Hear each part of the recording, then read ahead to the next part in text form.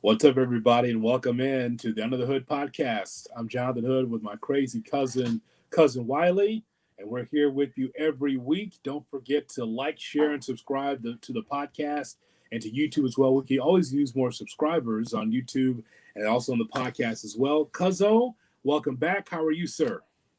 I'm doing well. How about yourself, Cuzzo? I'm doing very well. We're going to find out if Rocky is going to be part of this podcast as well. We're going to find out. He was bad last week.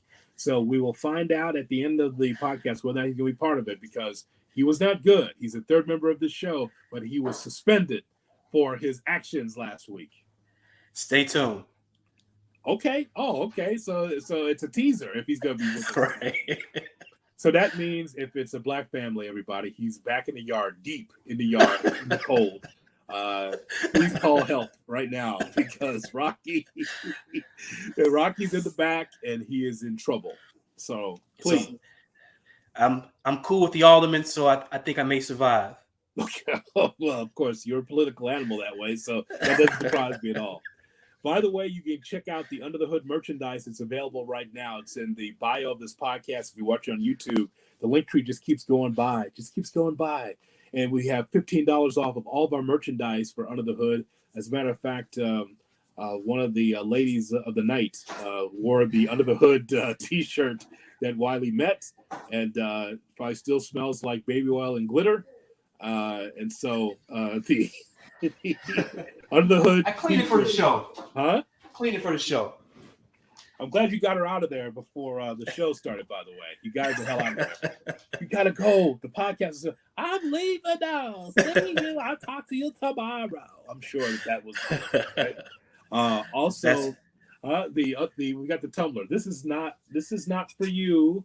This is for Wiley. I have to give this to him, but yes, we've got tumblers here Under the Hood. We just want you to represent your favorite podcast, Under the Hood with Jonathan Hood. We got so much. We got basketball content that you're going to catch on the podcast as well because NBA season's here. Plenty on the Bulls, so check it out. We've got the tumblers. What else do I have here? That's yours. That I got to get to you. Oh, yes.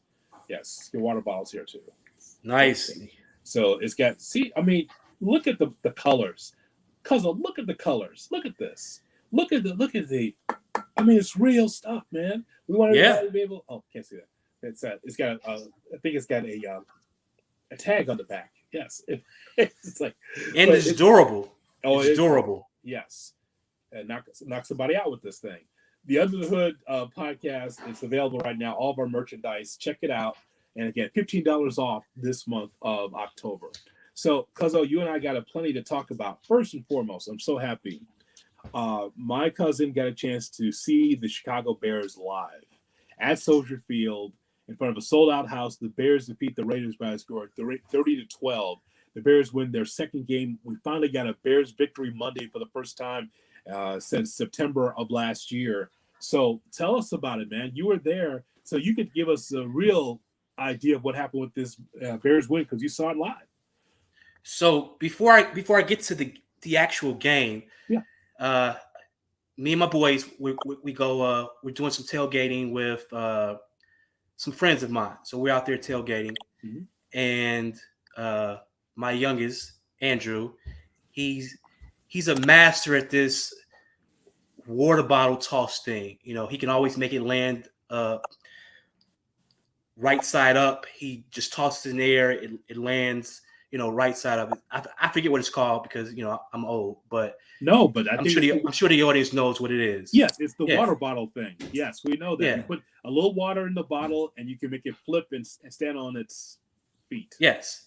So he's out there with we're out there with some friends of mine. And he's like, Uncle Mike, how much will you give me if I can toss this bottle in the air and make it land, right side up? Mm-hmm. And of course, like Mike's like, 6-year-old, I'll give you $1 if you can do it. Just $1? Just $1. So he's part of our family, right? Because he's negotiating. Just $1? He's like, so he looks in his car. He's like, oh, I got this a drone, like a little baby drone. I got this drone. Yeah. You can toss it in the air. I'll give you this baby drone. So he tosses in the air. He's like, well, you got to do it twice. So he tosses in the air. It lands right side up. Yep. Tosses in the air again. It lands right side up. So now you might want to answer that. It's her. Yeah. Yeah. It was. Yeah. I know it was her. You know why? Because it was annoying. Go ahead. Now Mike is curious, like, how the hell did you do that? So Mike tried to do it. He doesn't do it. So Andrew takes it again, tosses it in the air, and it lands right side up. Now, I've seen him do it hundreds of times, so I know he's kind of like a pro at it. Yeah. Mike doesn't know, so Mike was hustled. And me watching it, you know, it brought a tear to my eye because it was like this 6-year-old figured out a way to hustle this grown man. He increased the stakes from $1 to a mini drone. I was like, congratulations, son. Congratulations. Oh my God. Yeah. It was a beautiful thing to watch. And then, you know, I had my last proud father moment was when we were in there watching the game. Yeah. So there's like a break in the action, and they're shooting T-shirts into the stands. Mm-hmm. So first a T-shirt comes by, I snag it. You know, I be honest, I think I haven't caught one of those in my entire life. I don't believe. So, but I snagged the shirt.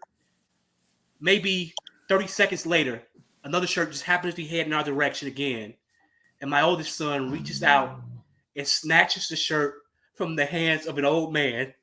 And I was like, oh, it's a family affair. You have one too. Oh my God. Wait a minute now. So hold on a second. Okay. Hey. Usually it works the other way, where some old man or old woman takes from a child. So payback's a bitch. Huh? Yeah. I said payback's a bitch. Yeah, I guess so. But so you're saying my cousin took away from an old man? That's what you just told me. Yeah, he did. Alex reaches up or reaches down, and the guy has a shirt in his hand, and he's like, I was like, oh, good job. Well, I mean, he is definitely part of our family to be able to get that kind of hustle, right? Definitely part of the family. Know, absolutely. So, but to the game, yes, it went the way. Well, not the final score, but I expected them to win. I thought that the defense had been playing well, and with the backup coming in, I felt like they could limit the points that the Raiders would score. And I thought Tyson Bagent would do enough. What you call him? You know, be efficient with the ball, not force things, not turn it over, sort of be a game manager, and that would be enough for the Bears to win. And they did. Like, I didn't expect the running game to be as great as it was. Mm-hmm. And I didn't necessarily expect Bagent to play a flawless game, and he pretty much played a flawless game, so that was somewhat surprising. But yeah, it was a great game. So I was excited to get a win. You know, because and again, everyone has their own opinion. That's fine. My opinion of the game is that Tyson Bagent, a D2 player, gets his first opportunity to be a starter in this league. And I don't care if it was the full playbook. I don't care if it was that. I don't care if they took the playbook and it was like, okay, all right, Tyson, here we go with the playbook. You're only going to be able to get this much of the playbook. No, only get this much of the playbook. Here's your playbook, right? I don't care how much of the playbook he got. Here's what he did. He got the ball out quickly. And that's what I take solace in, is that he took the ball and said, I'm going to get it to Foreman and get it in his hands and get it out of my hands quickly because I don't want to get sacked. I'm not trying to play hero ball. I'm not trying to do more than what I know how to do. I'm going to get it to DJ Moore quickly. He got targeted 9 times. Now, DJ Moore didn't get in the end zone, but he got to be happy like, okay, these are short passes, but at least I'm getting catches. I'm getting the ball. Same thing with Darnell Mooney. Same thing with Tyler Scott. Mercedes Lewis, he's 100 years old. He got a catch yesterday. Right. So my point is that for the first time, he executed the game plan I thought he would. Run the football well. That means nickel and dime it down the field, 5 and 10 yard passes down the field. That means roll out of the pocket left or right to be able to get the ball down the field. And don't turn it over. All four of those things check off for a Bears victory for him. It was hello. Oh, still got the flask from yesterday. What the It's a little Appalachian moonshine. A little Appalachian moonshine. You need that. Yeah, you shake a couple of trees in my family trees, some bottles fall out. It warms the heart. Yeah. It was the type of game plan that you felt like a developing field would want to, sort of grab a hold to. Quick passes, you're not playing hero ball. You're putting in quick decisions, putting the ball into the hands of your playmakers, and you're letting them make plays. Mm-hmm. And I'm hoping, because obviously Fields is going to it's going to be Fields' job when he comes back in a week or two. Yeah. So I'm hoping that while he has a timeout, he's looking at some of the things that the kid is doing. Like, get rid of the ball. You don't have to hold onto the ball. And if he does that, because along with the tools that he naturally possesses, I believe we'll see a kid take another step. Because I still don't think they're going to dump him before the trade deadline or anything like that. I think it's his job to lose. But here's the thing, though. I believe that if he comes back in and he struggles, especially if Bajan plays well this week, I believe he's going to have a shorter leash than he would normally have. So I believe that if he comes in, let's say he comes back against the Saints in a couple weeks, mm-hmm. and he stinks it up against the Saints, and he comes back the following week and he's not playing well, I don't think he'll get a whole game not to play well. I don't think he'll get 2 whole games not to play well in.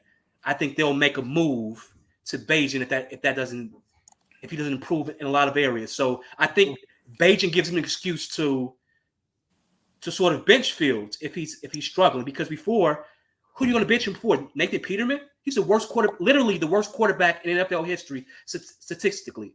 So you can't bench him for a guy like that. Obviously, you had a rookie D2 quarterback it's unproven, so you can't bench him for a rookie D2 quarterback that's unproven. But if Bajan puts good things on film and Field struggles, I think they'll have an excuse to say, hey, you know what? We want to give the kid, a little more time, that type of thing. Because I still believe that they've already decided that they're going to draft a quarterback unless somehow both of those picks fall outside the top 10.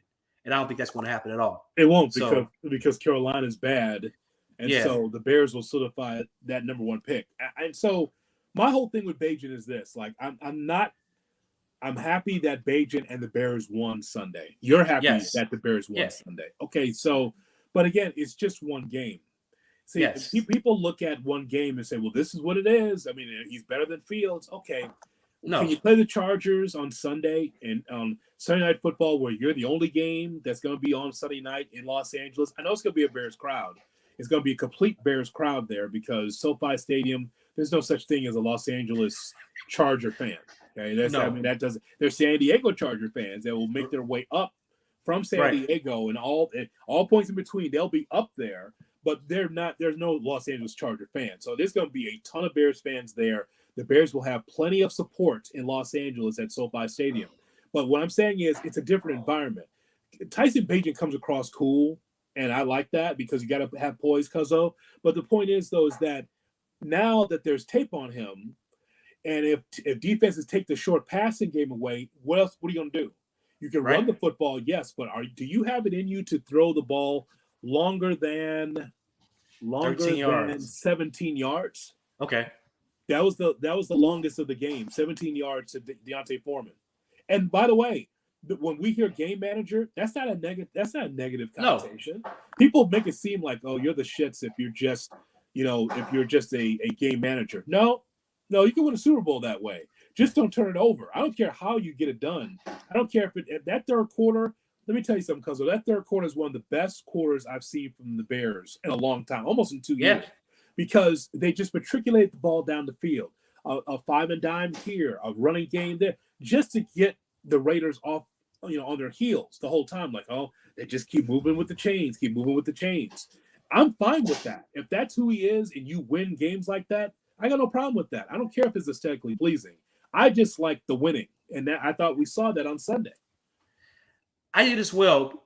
And what I liked was that even with the defense that has struggled for a chunk of the season, the offense ate up a lot of clock. Yeah. And it wasn't eating up clock just for the sake of eating up clock. It was eating up clock and getting the ball in the end zone or scoring points. So it's like to Bajan's point where you want to end each drive with a kick, where either you're punting or you're kicking a field goal or an extra point.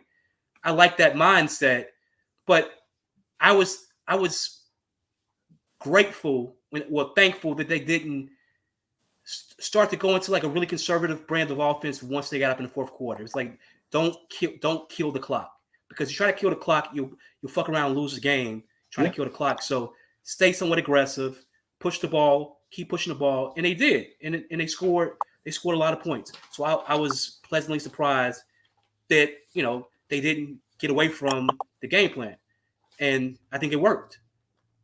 What was the atmosphere like at Soldier Field? It was a packed house. It was electric. Like that was, I think everyone there was excited to see the Bears win. Like every person there. I mean, obviously we were sitting behind, I think, Bajan's family, because they kept talking about that he was the one. He is the future of the team. So yes. Well, I don't know if they were his family seriously, but like there were people behind us, at least 5 or 6 people directly behind us, who the entire game, actually before the game even started, talked about that he was the future of the team and everything else. And it was like, this kid hasn't even started the game yet, and he's already been anointed the savior of the franchise. So that was interesting. I don't know. This Bajan, he's got a good arm. I don't know. It's just, I don't know, cuz I mean, listen, not necessarily the future of the team, but he's the guy right now because Justin's hurt. All I know is that here's what my prediction. My prediction is that that Justin will come back earlier than he was supposed to, because he'll look at this thing and be like, okay, I need to come back in there because I got to prove that I'm still the quarterback and I can still get this done. All I know is that we saw. Here's what's crazy. People will say, my God, look how Bajan worked that offense. And that is true, because it's the same offense. It's the same game plan. They didn't like draw up a new game plan for Bajan. Bajan was just smart enough to roll out of the pocket and to give the offensive line time. I remember a time where we were talking about how the offensive line was shitty. What happened to that? Like amazing how the offensive line works when the ball gets out in 2 seconds. It is. Yeah. And we saw that with like even a team like the Bengals. When you have a quarterback, when your offensive line sucks, the best thing you can do is get rid of the ball. Yeah. Or even just mediocre. Like you cannot expect an offensive line to hold their blocks for 6+ seconds every single play. Yeah. You have to give them the chance. And I think the way the Bears ran the ball, the quick passes, it works. Like it works. So if that is what worked this game, for the most part, stick to the next game. Like I wanted some more. I wanted to see some play action passes, and I don't think we saw enough of those. I wanted to see them take at least a shot or two down the field. I'm sure you like me was concerned with the fact that they brought in Nathan Peterman for the Hail Mary pass. That was really odd. I couldn't figure out if they didn't trust Bajan's arm or if it was like a confidence thing. Like, we don't want him to, get a cheap interception, on his stats. So let's just ask this other kid to go in here and throw this Hail Mary. But you put Nathan Peterman in, so you knew bad things were going to happen. Like, he almost fumbled that ball. Like, that was like the Nathan Peterman thing to do. Yeah. So I would have preferred the kid to throw the ball out of the end zone instead of bringing Nathan Peterman in. And even like the last play of the game, you didn't even allow the kid to lose 2 yards by taking a knee, in victory formation. So you brought Nathan Peterman in to take the knee. It's like, what are we doing? Are we like stat padding with this kid? Like, we don't want you to have bad stats, so let's bring in Nathan Peterman to get these bad stats. You throw the Hail Mary pass, you take the knee so you can get the -2 yards, and we'll leave you with the positive yards. I'm sure there was somebody on the team, maybe Eberflus had Bajan as his fantasy quarterback. He was like, hold on, no, I can't lose these 2 yards right here. I need these 2 yards. Peterman, go take the knee. I don't get that either. I don't understand. It was weird. There's a couple of things I don't understand. I didn't understand not taking time out in the first half. Yeah. I didn't like. Those are not rollover minutes at Hyde Park Beepers. Okay, you don't do that. Okay, you don't need to do that. What you need to do is like in that moment, take the timeouts. That way you can be able to set up plays. This idea that you just hold on to the timeouts just didn't make sense to me. I thought that was very odd. I was confused by that. But again, I can't be surprised because Eberflus is not that good a head coach. Now, as a defensive coordinator, let me tell you something. It's gotten better. Brother, yeah. Let me say, I give the devil his due. I'll give the dunce his due. His defense is solid because like again, it's not going to be the swarming defense of Lovie Smith. It's just not. They're not getting the quarterback because it's just not. They just don't have the personnel for that, unfortunately. But I do like that you got 2 takeaways from Jalen Johnson, who's telling the world he wants to get paid. There was a report earlier today, as we record this on Monday, that there's negotiations with the Bears and Jalen Johnson for him to be re-upped. It's deserved. It is. For whatever reason, on this morning show I was on with Cap and Jay on the Cap and Jay Hood show, this feeling like, he could be a trade chip, and I'm just like, well, okay, you got to keep some. You can't trade everybody. I didn't. Yeah. I just thought that was just. I think that was a low point in the conversation this morning because I'm just kind of like, you're on a high. And now with the trade deadline, now you want to trade the key players. You have to build with something, right? You got to build like your secondary and your defense is the strength of the team at this point in time. Like Jalen Johnson deserves to be in the next iteration of good Bears football whenever that happens. So the idea that you wouldn't pay him is nonsense. I agree. Now here's the truth though. Like paying him as like a top 5 corner, no shot at that. Right. But re-upping him and giving him a fair market contract, I have no issue with that. Like he is, when healthy, he's one of the better coverage cornerbacks in the league, and he doesn't. I know the knock on him was that he didn't get a lot of takeaways, but I'm more concerned with you giving up the huge plays, and he does a great job at limiting receptions. So, and then now you see him put together, he triples his interception total in one game. Like that's huge. Like you need players like that. You need solid players like that when you're building out a roster. And you can work on the other side with Stevenson. Hopefully he continues to develop. But I think you have, once you figure out what you're going to do with Eddie Jackson's safety position, I think you have a quality secondary to go along with like solid linebackers, because right now, if you're looking at purely looking at the numbers, comparing Roschon Smith to Tremaine Edmonds and Edwards. Yeah. They're putting up better numbers. Edwards has more tackles. I think he even has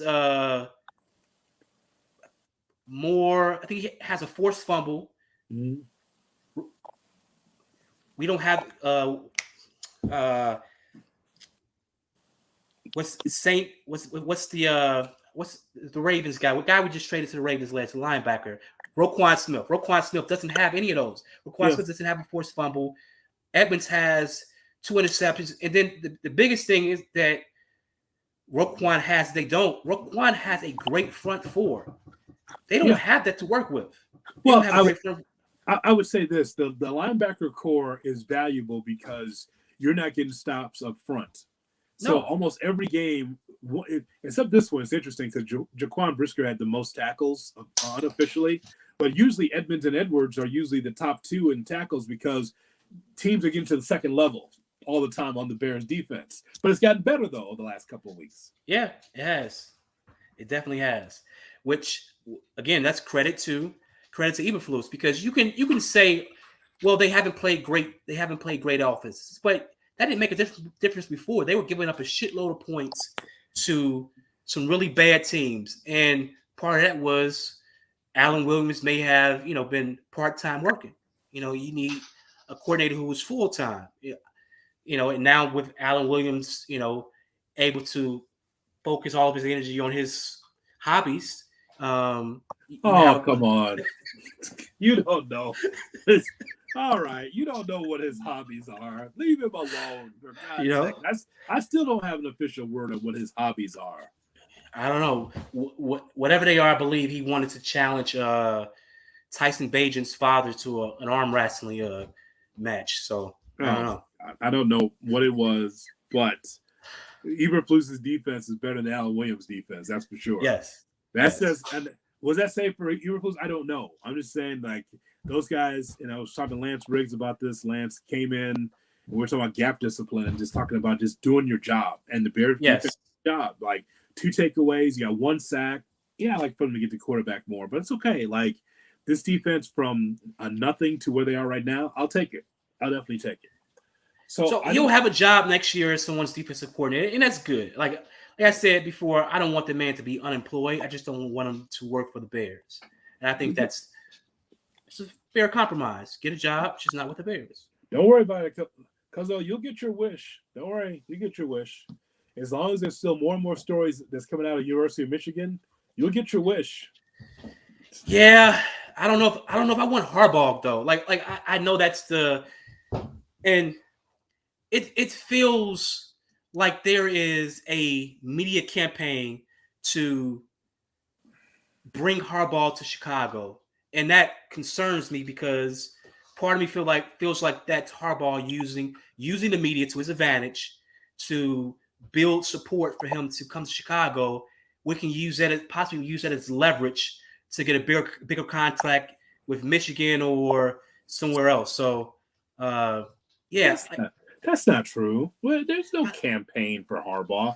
Look, I said on the show I do in the morning, I was like, look, you need a top shelf hire, someone that understands offense. People conflate him running the football a lot and not throwing the football down the field to, well, if he comes here, he's behind, doesn't know offense. Dude, he's a guy that was pretty much the pioneer for RPOs. Yes. Do you remember that game with the Bears and the 49ers? Do you remember that game with Colin Kaepernick? I do. The Bears on roller skates. He was kicking our ass because yes. of the RPOs. Is it a run? Is it a pass? Is it an option? And the Bears defense had no idea what was going on. Harbaugh was coaching that team.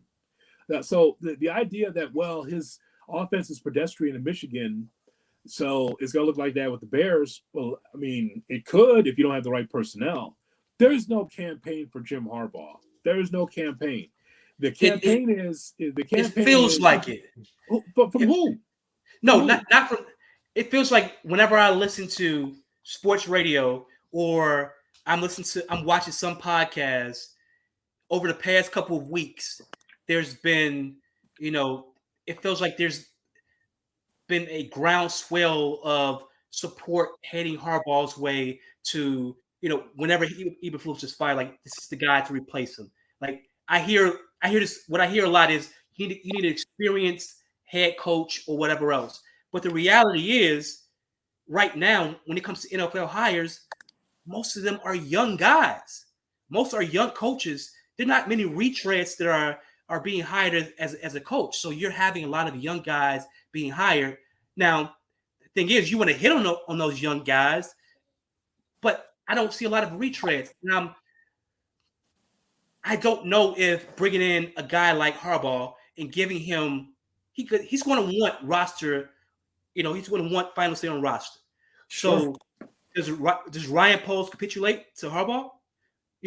After you just got this job, so you get your balls cut off within your first 3 years on the job for a guy who's been out of the NFL for a decade. I'm not sure I'm okay with that. Well, I'm not sure I'm okay with that. Because he's going to go back to the NFL because the long arm of the law is coming after him. Yes. This is a problem. I mean, it's a major problem. And so just like Pete Carroll or just like any other college coach is in trouble, they're going to flee. They're out. They're out of here. They will find a coordinator's job. They'll find a head coaching job, but they're going to get out. Michigan's in trouble. They're in trouble internally. Harbaugh is wanted out for the last couple of years, which is crazy, right? Here's a guy that loves both Shem Beckler and loves Michigan and the Michigan man, the Michigan way. And yet they still can't get over the hump because I don't know, teams in the SEC are just better. And I mean, Big Ten is for the regular season, but when it comes to nut cutting time, the Big Ten lacks. They don't have the athletes like we do in the South, like my Georgia team, or like Alabama, or like we saw from Clemson for their run in the ACC. They just don't have the talent. What I'm telling But he had you his is, shot last year, though, Hood. Like he had his shot against a beatable TCU program, yeah, and he pissed down his pants leg. He pissed down his khakis. Like, yeah, when you get that opportunity, you have to take advantage of it. So you got a chance to get into the dance, to get into the playoff, and you had to beat a more than beatable TCU team. yeah. And you failed. You failed to do it with a far superior quarterback. Because where's Texas Christian? Where is it on the map? I don't know. Texas Christian, where is it on the map? As far as programs? No, I'm talking about on the map, the United States map. Where can you find Texas Christian? In the deep South. Yes. Exactly. Yes.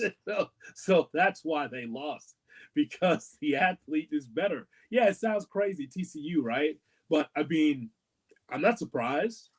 I'm not anti-Big Ten. What I'm saying, because the Big Ten is a hell of a lot better conference than it used to be as far as, the upper echelon, the type of players that they do get. The players they get is not the player from South Side of Chicago or Indianapolis or Ann Arbor. No, they're getting from all over. California, New York, they find the top-notch athletes. But there's a ceiling to the success, Cuzzo. There's a ceiling there. And like when it comes to the playoff or the national championship, the Big Ten lacks. And by the way, you can leave your comments. It's available right now if you're watching on Facebook or if you watch on YouTube. Leave your comments. We'll read your comments after, right before our show ends. So any comments on what we're talking about, we're glad to read them and respond to them. But no, that's the whole thing. Like, if not Jim Harbaugh, who should be the head coach? And there's a lot of young assistants that's out there. But haven't we seen that before, though? That's the thing. So I think the last offensive-minded coach we got was obviously Nagy, but Nagy had never called plays. So if you're asking me, do I want a young coach? Preferably yes. But my preference is also to have one who has called plays before, and has some history of success calling plays. I don't want to bring in some guy who's been a quarterback coach, who, called plays part-time at some low-level college, like Getsy. I want someone who has had success, especially if you're drafting a quarterback. I don't want you to bring in some coach who's his first time around doing everything, calling plays. He doesn't know offense. He's trying to build a team out. I don't want that. Like, so if that's the option, some guy who's never done it before, or Harbaugh, give me Harbaugh every day of the week. Because I want someone who's at least called plays before. Because what is your system? What does it look like? And if you don't have that, then yeah, there's no use. Because we've seen that with Nagy already. We've seen Nagy pretend to be, Andy Reid. There's only one Andy Reid. We know you were not calling those plays there. You may have designed a couple of them, but you didn't call them. Like the flow of games. So being able to understand the flow of games and understand, like, shit, like if it's working, do it again. It worked. Do it again until they stop it. If they can't stop it, keep doing it. We would have a guy like Nagy be like, oh, well, yeah, I didn't come here to run the I formation, but the I formation worked. Well, they were going to eventually figure it out. Well, when they figure it out, then stop doing it. Then what's funny about the I formation? His first play as a play caller was the I formation. It was a T formation. Actually, it was a T formation. Yeah. T formation, yeah. Yes, which is amazing because he was pandering to us, the Bear fan. Always. That's all he did. He was great at pandering. He was great at nothing else. So I don't want a guy like that coming in who's never done anything before. Give me someone who has been around for a little bit, who's called plays, and let him come in the room to help you pick the quarterback. I don't want a coach you pick the quarterback for him. No, it has to fit his system. It has to fit his vision for the future. And if we can't do that right this time, like if somehow, some way, Eberflus lasts another year and he gets fired after we draft another quarterback, it's the same shit over that we've done for the past few cycles. Yeah. We draft the quarterback, fire the coach the next year, bring in a new GM, get rid of the quarterback, hire another coach, draft another quarterback, fire that coach, bring a new coach. No, bring the quarterback and the coach in at the same time, leave the GM in place, and then build the team out from Poles and his actual coach hire, because I don't believe he hired Eberflus. I believe it was a shotgun marriage. Like, you have to pick Eberflus or Caldwell. He flipped the coin and said, okay, Eberflus, come. Let's go. So let him hire his coach and let whoever the coach is draft the quarterback along with Poles. And I think you'll have more success that way as opposed to the way we've done it the past couple cycles. Because I have something that's going to blow your mind. You ready for this? I'm ready. Fresh take, not even on the radio, just on our podcast. You ready? Yes. So did you see recently that Roger Goodell got re-upped as a commissioner through 2027? You see this? I did not. I did not. So he's been re-upped until, I think he's going to retire after 2027. There'll be a new commissioner. Can I just put this out here in the ether? The Bears need to win this championship in the next 4 years under the heading of Kevin Warren, because Kevin Warren is going to vie for that commissioner's chair. I'm not saying he's going to be the commissioner of the NFL. What I'm saying is that while he's helping the Bears get a new stadium, while he's trying to change the tune and the way things are at Soldier Field and at Hallis Hall, I would like for the Bears to win a championship with him as the head man, with Ryan Poles as general manager, whoever they want to get as head coach and whoever the quarterback is, because I have a feeling that Kevin Warren could be a finalist for that commissioner chair. He's been around the league for a long time. Older gentleman, good guy to meet. I met him not too long ago, right before the season, and he's about business. This is not this bullshit you had with Ted Phillips in the past. Okay, when he commands the room. I always feel like this when I go into a room, Wiley, as you well know. I'm the thermostat. I change the temperature when I walk in. Right, I'm the thermostat, and that's what he is too. He walks in, it's like, oh. Yes, Mr. Warren. How are you, sir? Mr. Warren. Jalen, how are you? Like that's who he is when he walk in, and you could tell that he has been working out. He's probably got weights in his office. Like, he's that dude, right? So he's about business. So what I'm saying is to you is that before he gets this commissioner job, which very well should be a finalist for, let's win a championship for the brother. Yes. Let's do that. Can we do that? Hopefully. I would love to see a championship, and I would love to see the Bears with a great quarterback in my lifetime. And Jim Harbaugh will lead. He will get a job in the NFL. If it's not going to be the Bears, it's going to be someplace. I'm just telling you, Captain Comeback. The NCAA is coming down hard on Michigan. There's a lot of allegations that have been out there even today, so that should be interesting to watch. So San Diego, Los Angeles, the Rams. I'm sorry, it's going to be the Chargers taking on the Bears coming up on Sunday. That's going to be a lot of fun to see. I look forward to seeing what Beijing does. Now, again, it's a strong front for the Chargers. What is Beijing going to do about it? Because here's the mettle of a quarterback, as you well know, the adversity.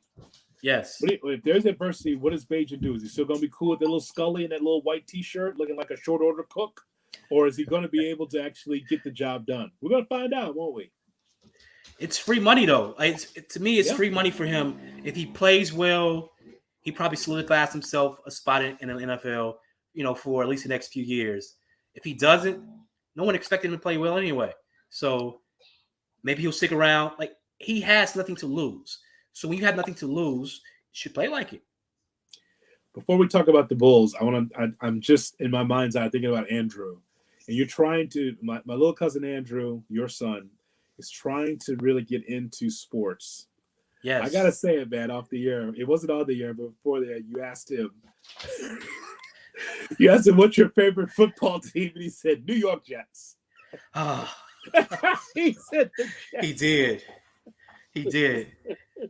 It, Now, it, listen, he just came up with a name out of his head. He must have walked by TV and someone was talking about the Jets, but he was not a Jets fan. But it's just funny for him to hear him say that. I gave him the opportunity to clean it up like several times. Yes, and he stuck with it. He was like, "No, it's the Jets, definitely the Jets." It's like you can't say that. Not in my household, you can't say that. he doesn't even mean that. He doesn't even. No, he just says it. He doesn't mean that he's a Jets fan for real. he does it, and I can say he's slowly but surely coming along and in his Chicago fandom. He is, he's a White Sox fan. He is a White Sox fan. He likes baseball, that's for sure. He likes baseball. So I haven't gotten him to be a Cubs fan yet. That comes later. But he's a White Sox fan through and through. And then Cubs. Yeah. You took him to Wrigley. Did you not take him to Wrigley Field? Yeah, I've done both, but he still talks about the Sox. Okay. All right, let's just be careful on that, okay? I mean, I'm still alive in this family, and over my dead body will he be a Cub fan. All right? Let's not do that. Like it's part of it's in my blood. You have to pick both. Why choose? Don't need to choose. Just pick both. But even with his Bears fandom, like he's chanting the bear down song. Like today, we're coming home from school, and he's like, he starts to sing the song. He's butchering it, but he's trying. Sure. But it's like, that's good. Wipe the tears away. Like I may have created a sports fan. My oldest son Alex, he's into football now solely because of fantasy sports. Outside of fantasy sports, he didn't even care about it. Now he wants to know. He wants to watch the games. He wants to know who did what. But whatever brings you along to becoming a Bears fan, I'm okay with. That's how I look at it. Like whatever it takes. This is the family business. Bears fandom is the family business. Everything else comes secondary. Yeah, well, one thing for sure is that my other cousins got the gambling down because that's a big part of our family. Oh yeah, that's better than the stack of lottery tickets you get from the liquor store. At least he's not doing that. He's in the fantasy, so that's at least he's got the gambling bug like the rest of our family. Oh, it's in his blood. He can't help that. Gambling. Well, he hasn't gotten to the fighting part yet, but the gambling part, he's there. He hasn't mixed the gambling with the fighting yet, but that comes with age. Jesus, I love that. I love him just telling you that he's a Jets fan for no reason. Yeah, just tell you just like New York Jets. I've always been a Jets fan. Remember Namath? Yeah. Next thing you know, he's gonna be talking to you like that. You're gonna throw him out the house. Like, who are you? Yeah. Jesus. Namath was really underrated. The whole butt fumble thing. Let me just tell you. Like, he's like, you gotta take him to you. You already have a kid in New York. You gotta take another one to New York to go to college. That's what he's gonna probably be like. Well, I've been to New York, so New York, the Jets. Jets. Nobody says that, by the way. You talk about the Bears being bad. That's another lucky franchise right there. Yeah. Jets. You don't want to do that. You don't want to be raised like that. No. Because, next thing he's going to be like, I've always been a long-time Jets and Mets and New Jersey Devils and Brooklyn Nets guy, Because if you're a Jets fan, that's exactly what you got to be, a fan of the Nets and everything else and the New Jersey Devils. Over my dead body. Yeah. I watch sports. I want to talk to you about the Bulls. The NBA season starts tomorrow on the 24th. Yes. And the Bulls start on the 25th. I just did a podcast, and by the way, for those of you that are NBA fans, on the podcast for Under the Hood, just go to Under the Hood podcast with Jonathan Hood. There's plenty on the NBA that will be posted this week as we preview the season. So, Cuzzo, I talked about the Bulls, and what I said is that there is where is it? It was Zach Harper from The Athletic, theathletic.com, and he was talking about different tiers for the NBA teams, and he had the Bulls in the 6th tier, like the worst tier. He had them with Houston and Portland and San Antonio. Yeah, because he looked at this team and thought, okay, what did you really do to improve? All right, so here we go. So we know what Zach LaVine and DeMar DeRozan can do, and Vucevic can do. Right. Now, the additions of Javon Carter and Torrey Craig, I'm looking forward to seeing what they can do. Kobe White really played well in the limited time I saw him in preseason. I thought he's going to be the lead guard. So that means Zach's going to play off the ball. And so it's going to be Kobe White as a starter for this team because they have no other choice. Can Zach LaVine play off the ball, though? I mean, not only can Zach LaVine play off the ball, can DeRozan play off the ball? Because those two guys, they dominate the ball. We're going to find out, won't we? Yeah. All I know is that in the preseason, when they were trying this out, I mean, Kobe with a ruthless aggression was getting the ball up the floor fast, right, to get the offense cooking. I mean, I like that. I mean, I like that because when he was first drafted, I remember being at the Advocate Center. I was hosting. That's because let me tell you something. I've earned my stripes when you sit there for 7.5 hours doing draft coverage. I used to do that all the time, like that 6 o'clock, and then do both ends of the draft, and then post, and then reaction. Yeah. I used to do that all the time, man. It was fun. 6 to like 1 in the morning, 1:30 in the morning. Like, and you'd be like, is Al Cheval open? Let me go over here and give me a burger real quick. I would do that. But the point is, though, is that when Kobe White was drafted, I thought, okay, you know what? He's a 2 guard, not a point guard. And I was right about that because shoot first point guard. Now he's trying to mature into being a lead guard because there's no Lonzo Ball. He's not coming back anytime soon. So I'm just looking at Javon Carter and Torrey Craig and what they can do. And the Bulls, to me, have a ceiling on them where I like for them to be better than 40 and 42, but I want to see it. They lost games that they weren't supposed to lose last year, a lot. Yeah. How's that get better this year? But they sort of did the reverse of what they did the previous year, where they beat the better teams. They won the games they probably shouldn't have won, and then lost the games they shouldn't have lost. Where the year before they got the easy wins, but then they would struggle against the better teams. So I would like to find some balance in that, but I'm not sure how much balance you can find in that. So like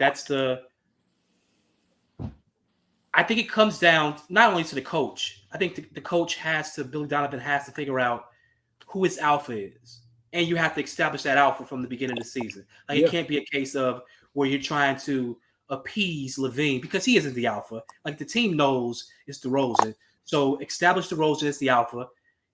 He'll be gone probably next year. So establish DeRozan as the alpha for this season. And then figure out a way to get Patrick Williams active. Like that's the struggle. It's like you got this guy who we thought was like going to be like Kawhi Leonard when he was drafted. It was like, okay, here's a guy who wants to play defense. He came to the league wanting to play defense, getting after it on defense. So the offense will follow that. Mm-hmm. But he still has no heart.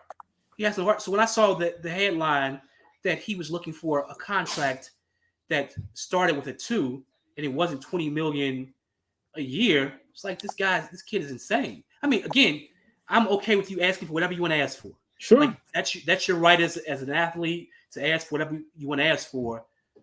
But at a certain extent, be realistic. You haven't done anything. Like you don't get paid $200 million to stand in the corner. No. Not just stand in the corner, but stand in the corner and hope the ball doesn't come to you at all, or not grab a rebound. So like you don't get that for averaging about 10 points a game and playing a little defense. You need more than that.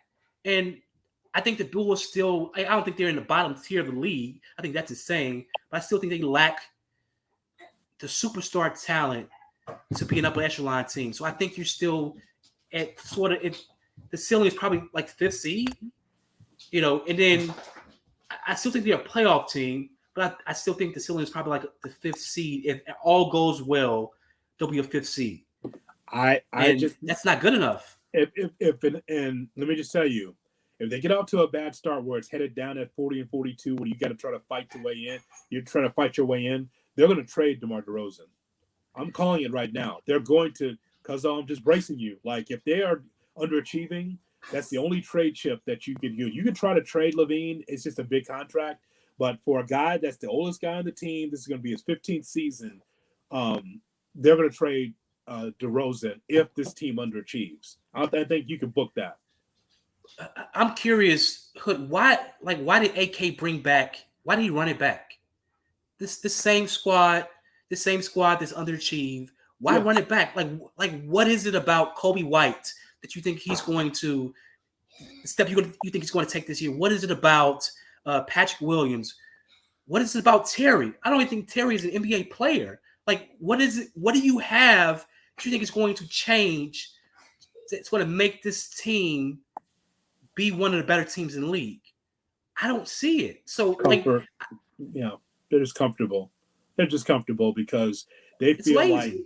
They keep selling the fact that they were 17-8 down the stretch. I don't give a shit. 17-8 that doesn't pay the rent. 17-8. It does not. It does not get you to where you need to be at 17-8. I know that Art Carney keeps putting that out there like that's the hotness. It's not. Listen, let's just stop dancing around it. Okay, it's what you said.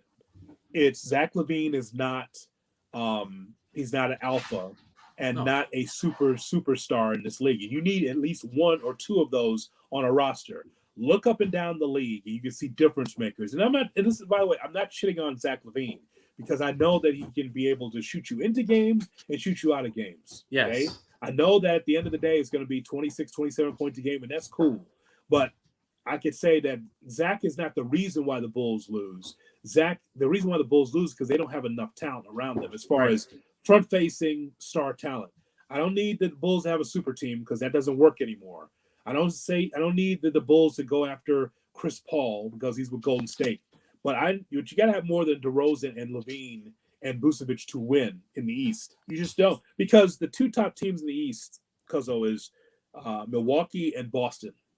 Yes. Look at the Bulls and look at Boston. Look at the Bulls and look at the Bucks. Look at the Bulls and look at the Heat. One of these things is not like the other. No, there's a reason. Yes. So I like the little pieces they picked up. Something also that's off the radar is that Alex Caruso is only played 108 games out of 162. He's always injured. That's fine that he's on the team, but he's always injured. So that's why they brought in Javon Carter, because he can provide perimeter defense and he can knock down threes, because Alex Caruso can't stay healthy. It's a team. It's not the worst team in the East. They're not. That's where Charlotte is. They're not the worst team in the East. They're not Detroit. That's not what the arrow pointing of. It's not that. But it's a team that's just kind of just at a certain level. That's what they are. Yeah. What the kids would call mid. Yes, that's exactly what they are. I mean, I wish they were mid, because they would be like where you say fifth spot. That would be where Cleveland or the Knicks are. Yeah.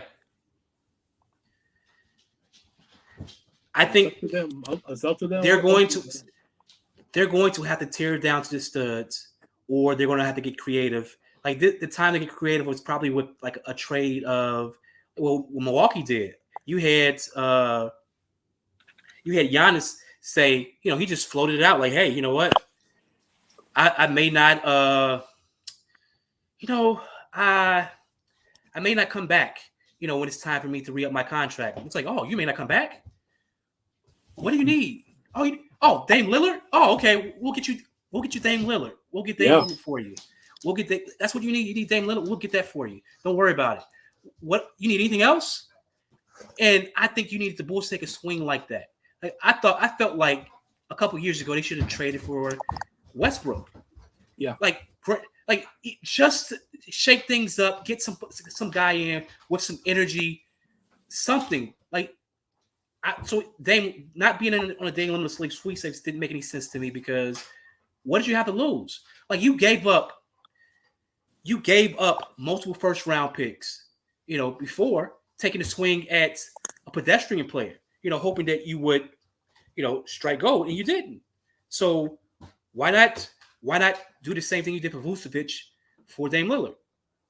Give up one as opposed to multiple, like something along those lines. Instead of what they did was just stand pat. I thought that was I didn't see a team that was good enough to run it back. This feels like, and I'm a huge Reinsdorf fan, probably the only one in Chicago. but it feels like what the White Sox did, where it's like, stay tuned. No, like we know how this is going to turn out. Like you're going to be a lower seed playoff team at probably at best, and you're not going to win anything. You're in basketball hell. So do something to possibly get yourself out of basketball hell. And because we got a few more. We got some comments to get to because my Chinese food is getting cold, so we got to get to some of these comments before I have to have a slumber, have a siesta, and go to sleep. See-through kitchen tonight, by the way. Nice. Then 90 on the 95th. Yeah. See-through kitchen tonight. Gotta help the community, even though is that really the community? It's borderline, yeah. Is that really my guys at See-Through Kitchen. I said, let me have an orange chicken and a nice soup. Can I get a soup, please? And they're always accommodating with the nice soup. So I'm gonna have a nice soup tonight at See-Through Kitchen it's in Beverly. Yeah. In Beverly, you've driven past there. Listen, I know that you've been there because you had to drop off your girl to get her nails done right next door, so you had to pay for that. So I understand, and of course the JJ Fish right next to it. So of course, don't worry about it. I understand because I understand you spent plenty of time waiting for her to come out of the shop, getting her hair done and nails. Blake Moulton says that. Thank you for making me smile every single morning. You talking about the Cap and J Hood morning show that I do on ESPN Chicago. Always take your best sound bites and show the out-of-state homies the realest voice in Chicago media. Keep it on. Thank you very much, Blake. I appreciate it. He says there's real takes 24/7. Well, let me tell you, I've never given a take. Never given a take. Nope. I've given you just my opinion, but I've never given takes. I let the younger people in the business give their hot takes. I don't do that, though. I don't give takes. I just give my opinion. I've been in the business so long that I was in the business before takes. That's how old I am, Cuzzo. Before the takes, I was just giving opinions, and I'm still just giving opinions. Just my thoughts. It's better that way. It's better that way. There's some level of consistency. You know what to expect. When you get that.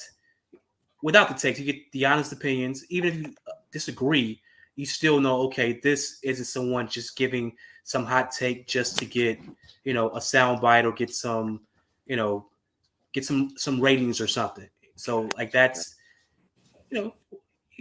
consistency is good. I'm just a dude from the South Side, just giving sports thoughts. That's all I am.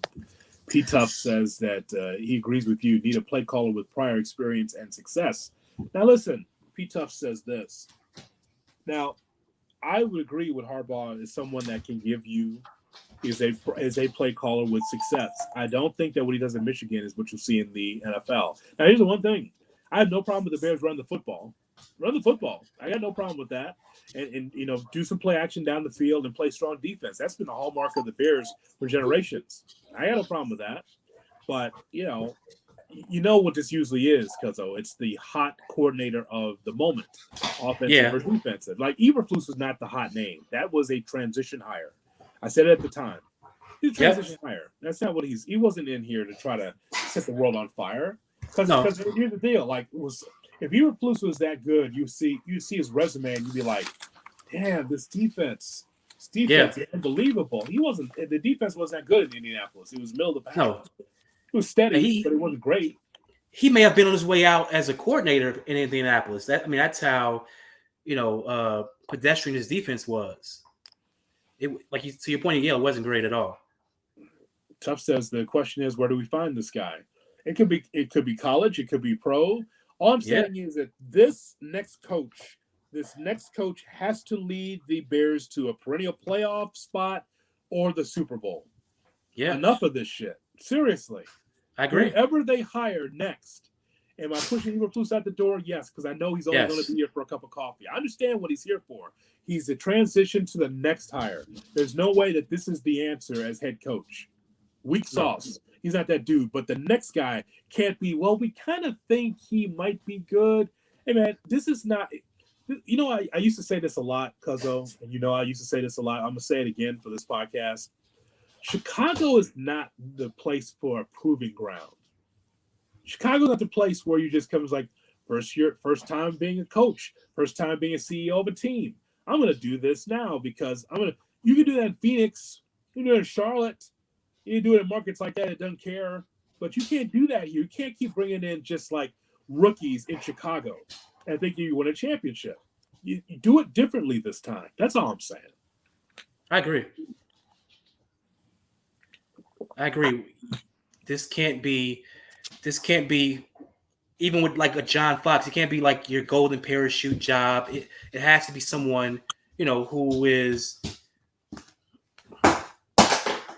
worthy of being the Chicago Bears coach. Like even like a Dave Wanstead, like he at least had Super Bowl experience. Yeah. He has success. So when you hire a guy like that, you know what you expect. Lovie Smith coming from a Super Bowl team, coming over with a defense that had given Green Bay and Brett Favre fits. So you knew what you were hiring.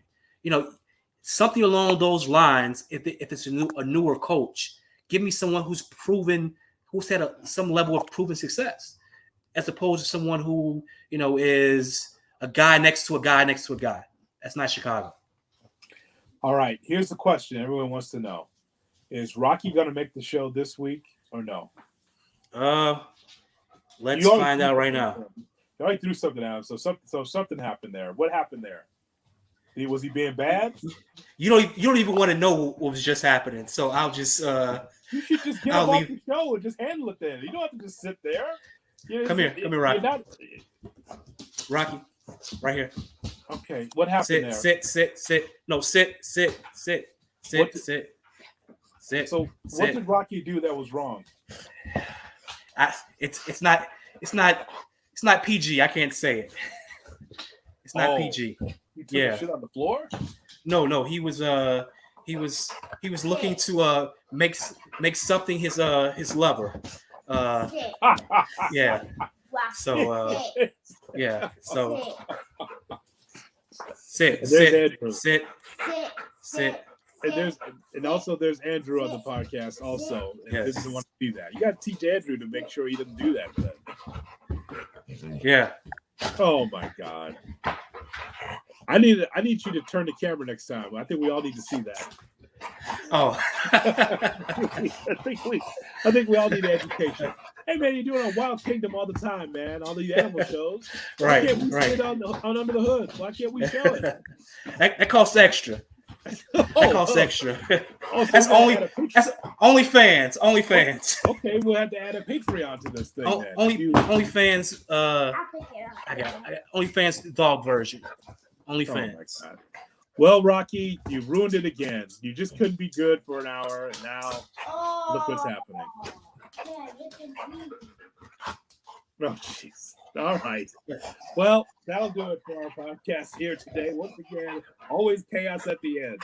We asked Rocky to come in, and what does he do? He just bites Wiley's hand. It's also very odd.